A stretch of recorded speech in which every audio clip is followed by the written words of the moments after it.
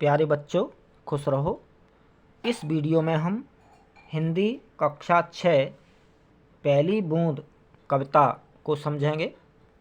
सबसे पहले बात करते हैं बच्चों कवि परिचय की। पहली बूंद कविता के कवि बाल साहित्यकार गोपाल कृष्ण कौल जी हैं। कवि ने बच्चों के लिए देश प्रेम, प्रकृति और जीव जंतुओं से जुड़ी बहुत सी मनोरम कविताएं लिखी हैं, सुंदर सुंदर कविताएं लिखी हैं। कविता का सार यानी समरी। कवि ने पहली बूंद कविता के माध्यम से पहली बरसात से प्रकृति में होने वाले परिवर्तनों का सुंदर चित्रण किया है। बरसात का पानी पाकर धरती हरी भरी हो जाती है, खेतों में हरी भरी फसलें लहलाने लगती हैं, मैदानों में हरी हरी घास छा जाती है, पेड़ पौधे हरे भरे हो जाते हैं। अब बात करते हैं कविता के कठिन शब्दों की।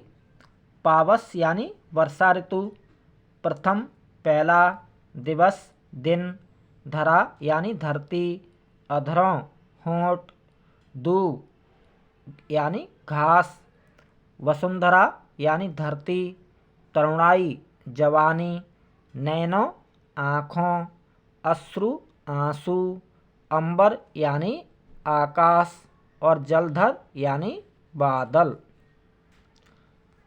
अब बात करते हैं बच्चों कविता की पहली बूंद कविता। वह पावस का प्रथम दिवस जब पहली बूंद धरा पर आई, अंकुर फूट पड़ा धरती से नव जीवन की ले अंगड़ाई। पावस यानी वर्षा ऋतु, प्रथम पहला, दिवस यानी दिन, धरा यानी धरती। वर्षा ऋतु का पहला दिन था जब बारिश की पहली बूंद धरती पर आई। बारिश के पानी को पाकर जमीन के अंदर दबे हुए बीज अंकुरित होने लगे, उनको नया जीवन मिल गया। धरती के सूखे अधरों पर गिरी बूंद अमृत सी आकर वसुंधरा की रोमावली सी हरी दूब पुलकी मुस्काई। पुलकी यानी प्रसन्न होना, मुस्काई यानी मुस्कुराने लगी। गर्मी एवं सूखे से बेहाल धरती माता के अधरों यानी होठों पर गिरने वाली वह पहली बूंद अमृत जैसी लगी। बारिश की बूंदों को पाकर धरती माता की रोमावली के समान, रोमावली यानी शरीर पर होने वाले छोटे छोटे बाल, बारिश की बूंदों को पाकर धरती माता की रोमावली सी हरी हरी घास प्रसन्न, पुलकित यानी प्रसन्न होकर मुस्काई यानी मुस्कुराने लगी। आसमान में उड़ता सागर लगा बिजलियों के स्वर्णिम पर, बजा नगाड़े जगा रहे हैं बादल धरती की तरुणाई, पहली बूंद धरा पर आई।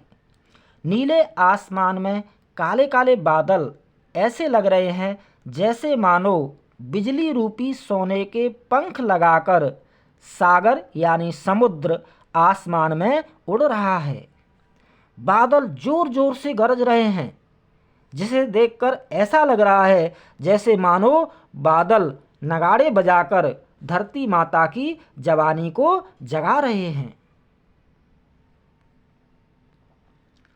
नीले नैनों सा ये अंबर, काली पुतली से ए जलधर, करुणा विगलित अश्रु बहाकर धरती की चिर प्यास बुझाई, बूढ़ी धरती शस्य श्यामला बनने को फिर से ललचाई।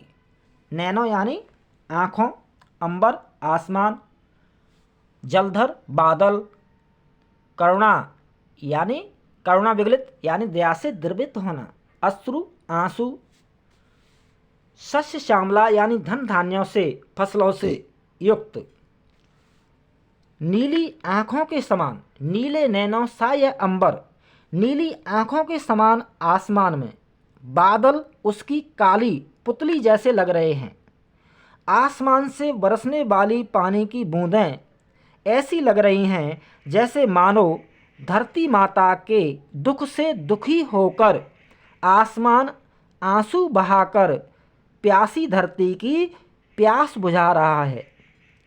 गर्मी एवं सूखे से बेहाल बूढ़ी जैसी दिखने वाली धरती माता बारिश के पानी को पाकर फिर से हरी भरी होने लगी है, फसलें लहलाने लगी हैं।